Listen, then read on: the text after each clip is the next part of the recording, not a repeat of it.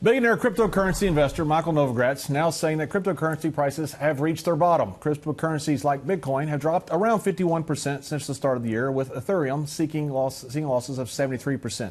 Today, Bitcoin is up about 1%.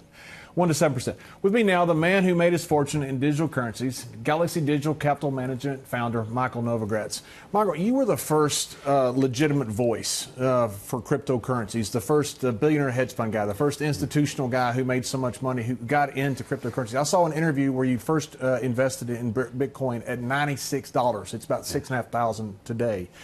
What did you see then that other people didn't? Call it luck? No.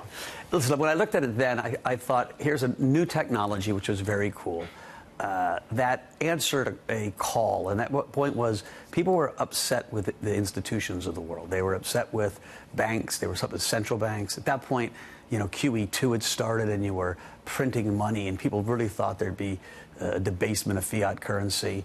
And this was a new way of creating a digital store of value. What I liked about it at that point is that there was this big pile of people that wanted to live off the grid, and libertarians and people that were sick of the government, and the Chinese were buying, and it was global. And so to me, I thought it was a great speculative investment. What I learned over time was, whoa, it's not just a speculative investment. This is really a revolution. Bitcoin and the entire crypto space is about a group of people that say we can kind of rebuild the structure of the way business is done better. And so now you've got Bitcoin, which is kind of the first digital store of value, and you've got everything else, which is kind of Web 3.0.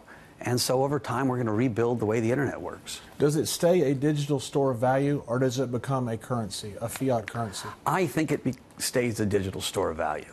Currencies need to have stability. Dollar yen moves plus or minus 10% over 10 decades. Over 10 years, not decades.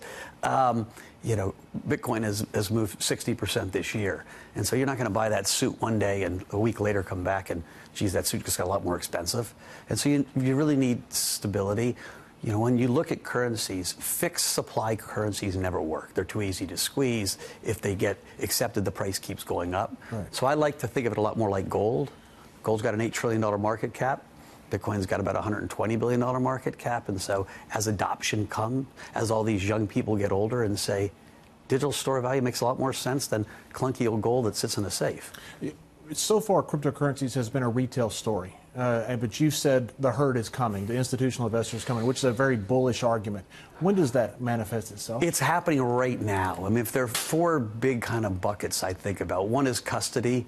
You've already had Bakkt, which is a subsidiary of ICE, the New York Stock Exchange.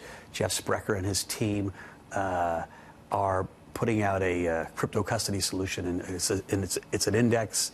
It's an exchange, a clearinghouse, and a custody solution. I think that starts in November. Goldman Sachs has announced they're on their way with custody. They haven't given us a date yet, but I'm hearing it's close. Lots of custody solutions are coming, and so I bet by year end, institutions will have not just one, but two or three good custody solutions that they've heard of. Two is indexes. We came out with the Bloomberg Galaxy Crypto Index. There's a bunch of different indexes that people can benchmark. And then three is kind of institutional players. So if it's the Price Waterhouses, the Bank of New York's, the players custodying cash that are part of the ecosystem that are all getting into the space. And so if you're sitting at a pension fund or an asset manager, you'll feel a lot more safe seeing the names you're used to. And so I would bet by the end of the year that framework is there. And we're already seeing institutions like endowments and pension funds make bets. They're making bets in venture funds. There was a big, very influential endowment that has made a bet in a Bitcoin indexed venture fund. And so you're starting to see the first people saying, hey, this is a store of value. Your thoughts on crypto shows how smart you are, and you made a lot of money off of it. What you've done with that money shows what a good person you are. 2005, you started up a program, Beat the Streets. I've been to visit your program. It's one of the best I've seen in the world, and I've visited a lot of these programs who deal with at-risk youth. Because of the program that you started up, Beat the Streets, you now have 150 schools, 3,200 kids in New York City that wouldn't have had opportunity, but because of what you founded and your wonderful coaches that surround you. But not only that, nationwide, you have 11 programs that have been spin-offs from Beat the Streets. 6,000 kids nationally right now are part of this program because of what you did in 2005.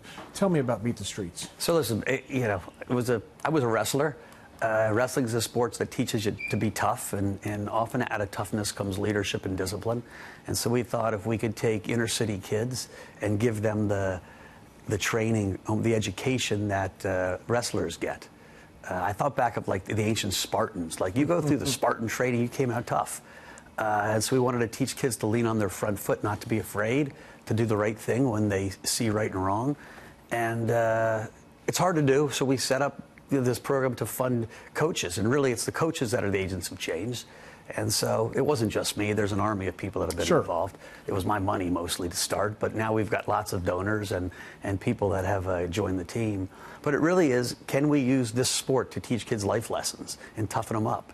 And it works. And you're also now the chairman of Vita Sports, which has a whole cadre of sports. Sports programs are being cut, and you're not only using sports, but you're also helping these kids get out of really bad situation by those sports. I was at your May 17th event at the South Side Seaport. It was phenomenal. You had Olympic champions versus world champions, tons of money being raised. How can people help you with Beat the Streets?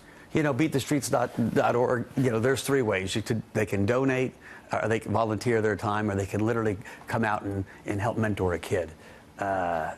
Proximity changes everything. Go spend time in some of these schools, and you're like, wait a minute, these kids have such a disadvantage. I've got a daughter who's teaching now in the south side of Chicago as part of Teach for America.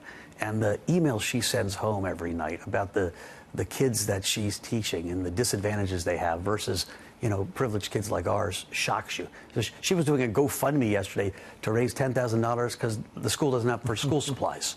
And so, it's just getting involved at a grassroots level. It's absolutely incredible, life-changing work that you're doing. I'm so blown away by what you've done, by seeing your program. You're also responsible for getting wrestling back in the Olympics, correct? Well, I was part of the team. It was a big team that got wrestling back in the Olympics. And, I happened to be on TV when that story broke, and so I was the first person to say, don't mess with a bunch of wrestlers. Mike, thank you so much for joining us, and good luck with Beat the Streets. Thanks a ton. Love what you're doing.